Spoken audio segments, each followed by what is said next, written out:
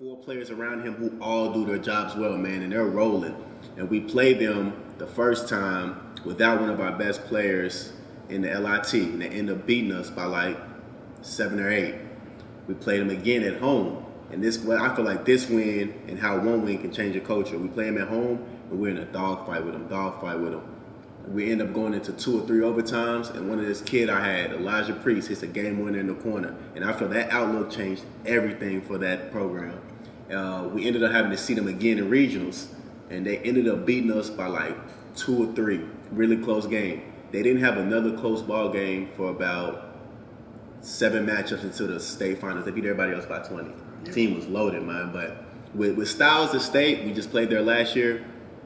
I think the nerves get to some people at times, and it's hard to run when there's no shot clock and teams can go zone and stay in the paint. So it's easier to slow a game down than it is to speed it up. So Styles can take over like that, and for a lot of the Louisville teams, they feel like they don't get a fresh shot in that situation. Oh, they don't. Yeah, it's hard. Everybody hates Louisville. Yeah, so it's hard. It feels like everybody's rooting against them. So it's just the whole house on everybody, and it gets tough at times. Like, we played at state, but the team didn't try to slow us down, so we got to run some. J-Town was in state last year, and their game got slowed down, and it kind of hurt them too. So it's true. Yeah.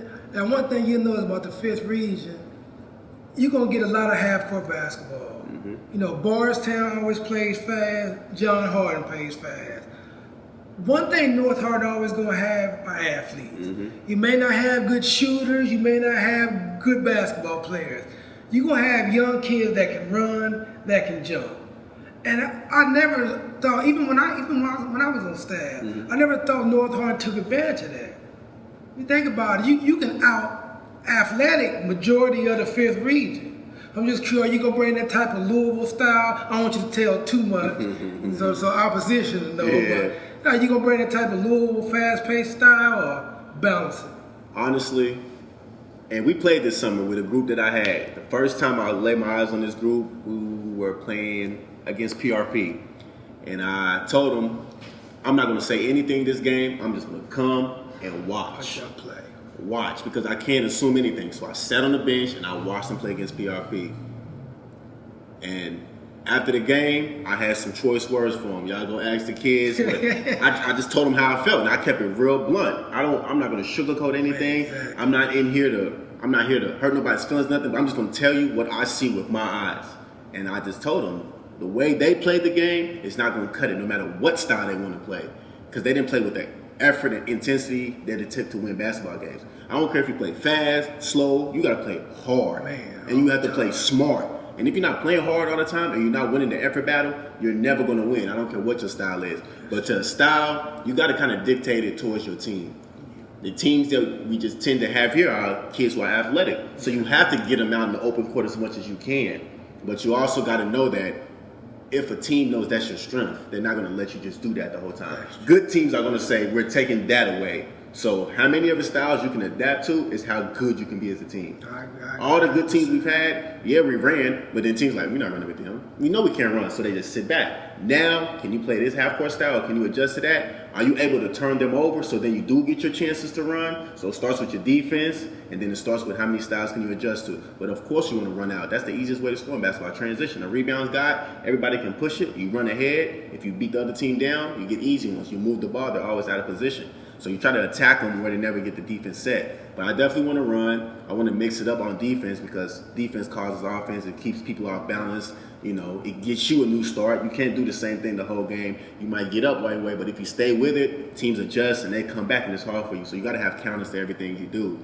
But offensively, I know that we have to be prepared for everything. I watch the film and I see how teams have played this team. When they get in trouble because they're going man, everybody runs straight to a zone. So you have to be able to play against that. You got to have sets to be able to give people shots.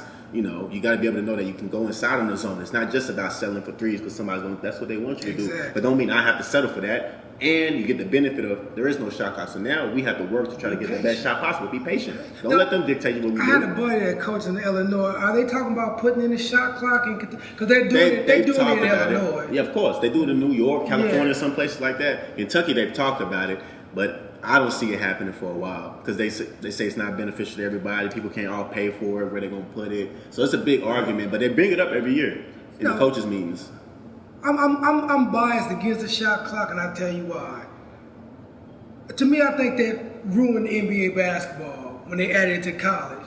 Back in the 80s, I'm a little older than you, back in the 80s, teams worked for good shots.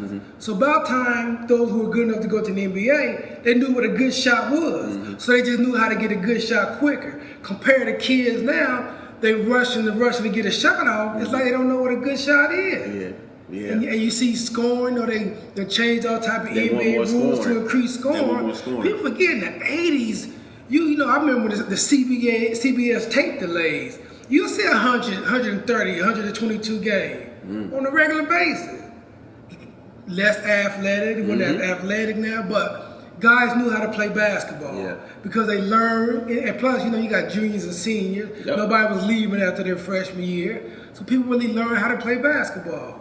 See, I may not have been able to play, but I tried to study the game. That's how it goes, though. That's how it goes. Even with, I think, your eyes tell you a lot as far as basketball, and the game has changed. Right now, it's offense-centric for the high school, for the college and NBA level. For the high school, it's not as much. It's just good ball from there. And, you'll have low-scoring and high-scoring games. With the college game, it's offense, but it's harder to score because you can still stay in the paint. So there's no defense in 3 seconds. So the lane is clogged, so it's not as much opening. That's why you see people like Donovan Mitchell in college, score, be a well player, but get to the NBA like, man, how is he? Man, exactly. It seemed like the game just opened up. Yeah, because there's nobody sitting in the paint no more. So a lot of the kids from overseas come over here, Luka, and they say it's harder to score here because there is no defense in 3 seconds. They can just stay in the paint. So now wherever you go, wherever you get to the rim, there's somebody there for you. As in the NBA, you have to leave the paint, and opens it up. So it opens up the scoring more, but adjusting to it. But Kentucky, I would love for it to see it because it'll increase the scoring, and it'll prepare guys for college a little bit more. But they do it on the AAU level, on the high AAU level. I ain't been out on the circuit. Yeah. So if you're on the circuit, if you're on Adidas, Nike, Under Armour, there's tournaments where they play with the shot clock, so it elevates the scoring and kind of puts the kids in a situation where they can learn how to play under it. That's all I went for, preparing for the next level. That's what I like about it. Now you coach AAU. Who'd you coach? I coached with the Louisville Magic. For about 6-7 years. I actually just got back last summer with them. I had an 8th grade group, had some really good players. Had a kid from this area or this region. I have my nephew that's at Trinity. We had a really good group with that 8th grade group. But I was with the Louisville Magic, man. That's why I coached Tony Jackson at. Yeah. Trace Young had him over there before too. Tony Jackson. I'm the 8th grade coach up here in North Middle.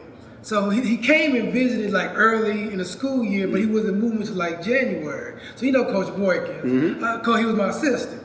So he called me one day. He said, "Hey, that kid is here. The Jackson kid is here." So I come up to the school.